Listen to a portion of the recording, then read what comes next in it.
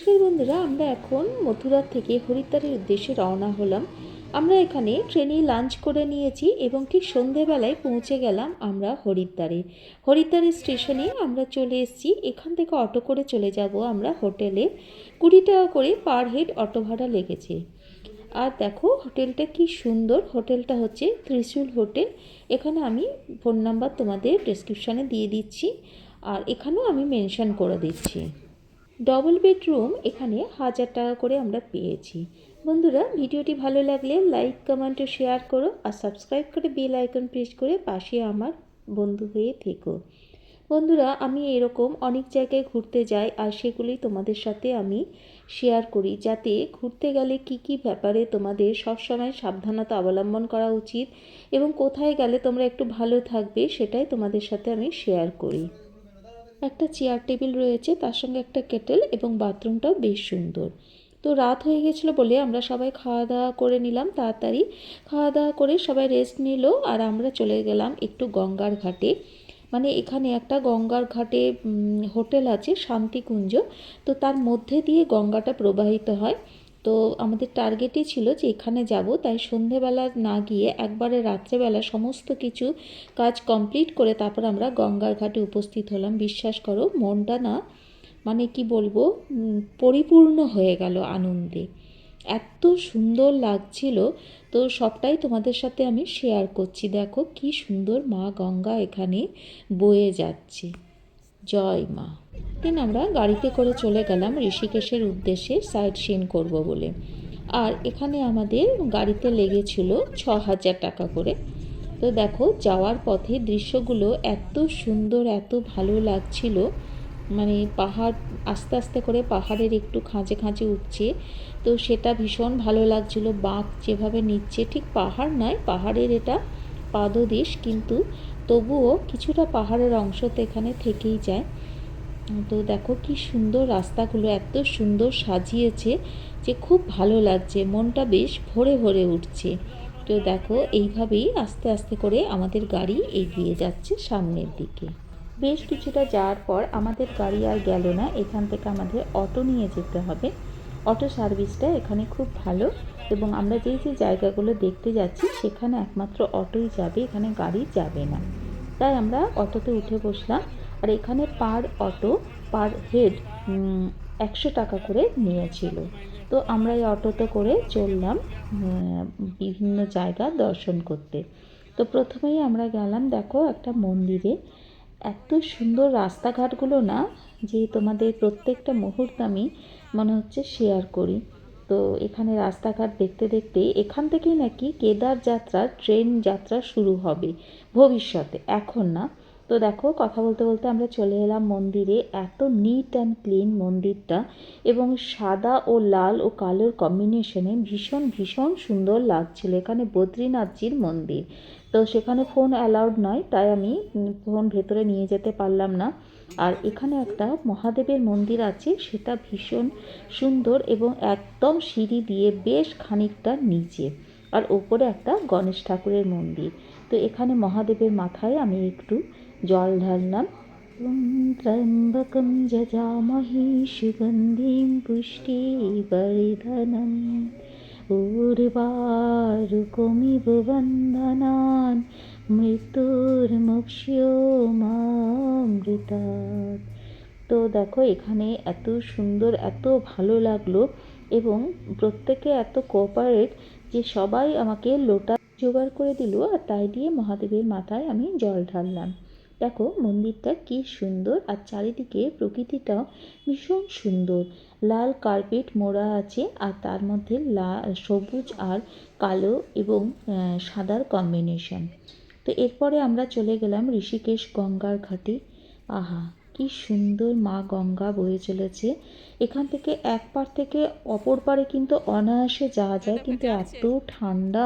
তো ঠান্ডার মধ্যে আমরা কেউ আর জলে নামিনি, কিন্তু খুব সুন্দরভাবে এই জায়গাটাই উপভোগ করেছি। চারিদিকে পাহাড়, মাঝখান দিয়ে মা গঙ্গা কি সুন্দর তিল তিল করে বয়ে চলেছে। খুব খুব ভালো লাগছিল, কিন্তু বেশিক্ষণ তো থাকার উপায় নেই, আমাদের ওদিকে অটো অপেক্ষা করছে, তাই যতটুকু পারলাম এই দৃশ্যটা উপভোগ করে তারপর গুটি গুটি পায়ে আবার অটোর কাছে চলে গেলাম। এবার আমরা অটো করে পৌঁছে গেলাম রামঝুলা লক্ষ্মণ ঝুলা দেখব বলে। এই পারে আমাদের নামিয়ে দিল অটো, আমরা হেঁটে হেঁটে আস্তে আস্তে রামঝুলার দিকে এগিয়ে যাচ্ছি। তবে আমরা জানকী ঝুলা ক্রস করে ওই পারে গিয়ে রামঝুলা দিয়ে এই পারে এসে তারপর আবার অটো ধরবো। তো অটোগুলো আমাদের ওখানে ওয়েট করবে।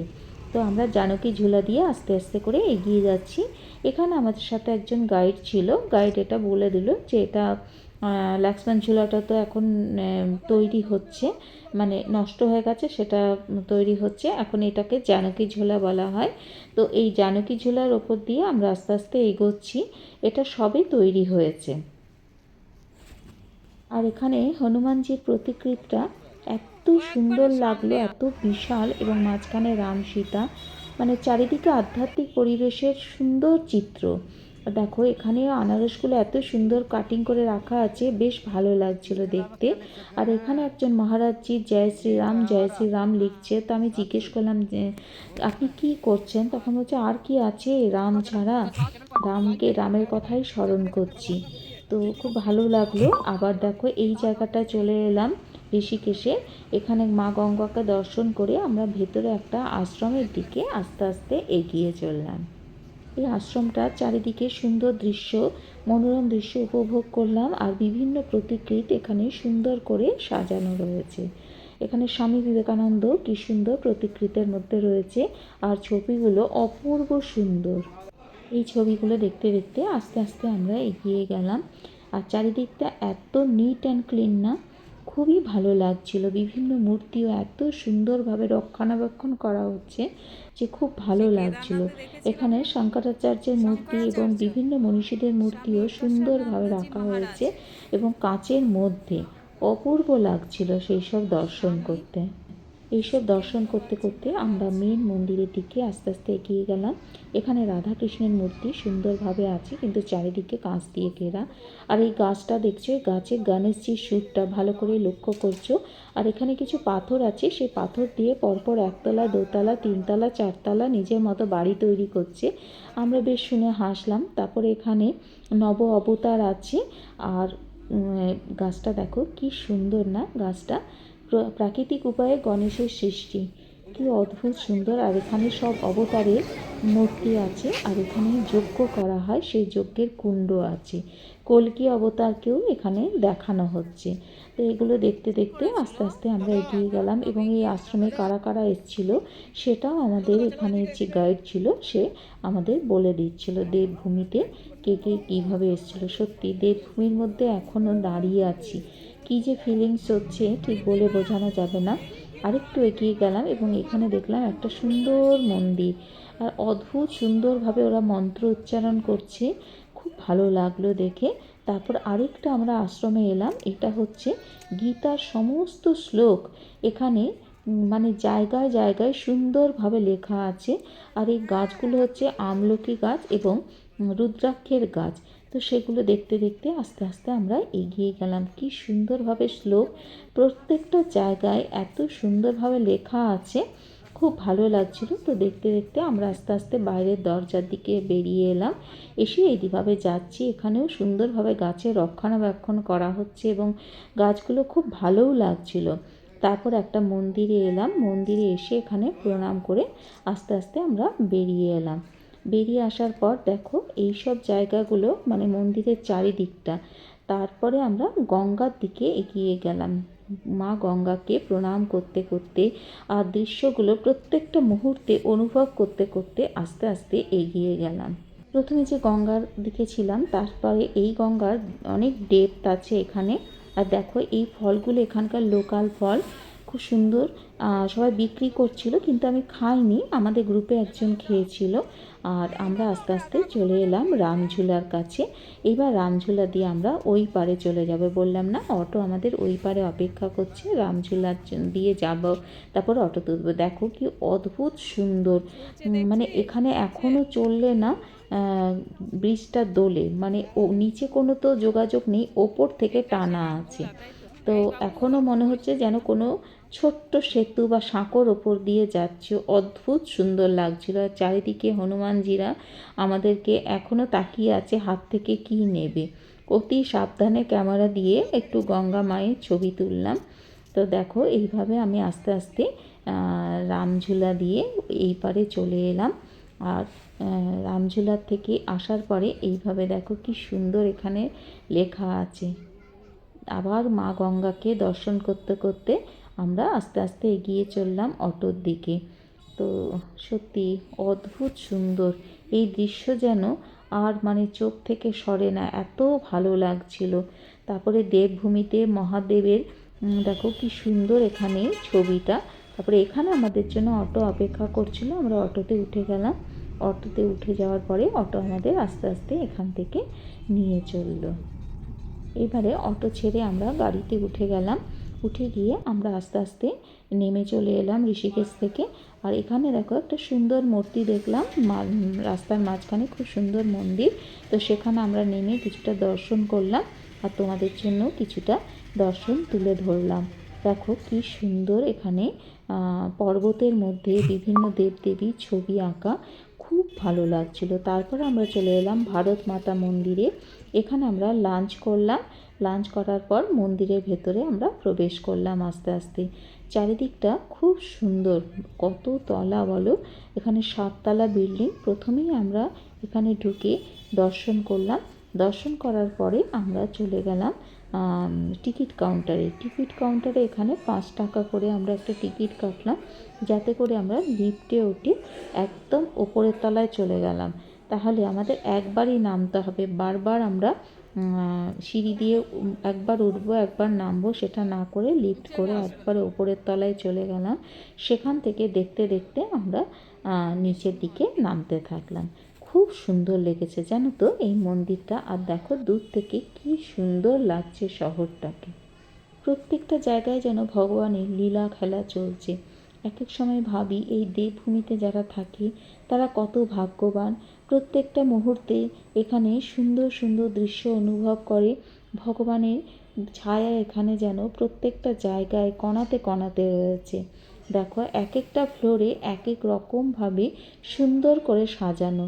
কোথাও এখানে মা দুর্গা, লক্ষ্মী নারায়ণ, তারপরে সতী মা, বিভিন্ন জায়গায় বিভিন্ন ফ্লোরে বিভিন্নভাবে সাজানো।